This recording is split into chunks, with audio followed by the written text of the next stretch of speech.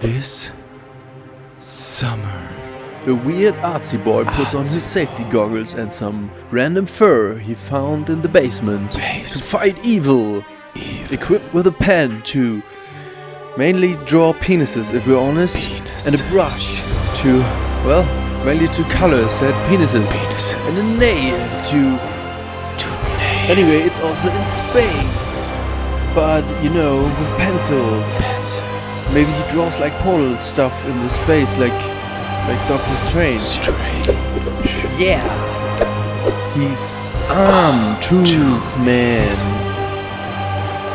Guy, you get it? It's a superhero thing, but with art supplies.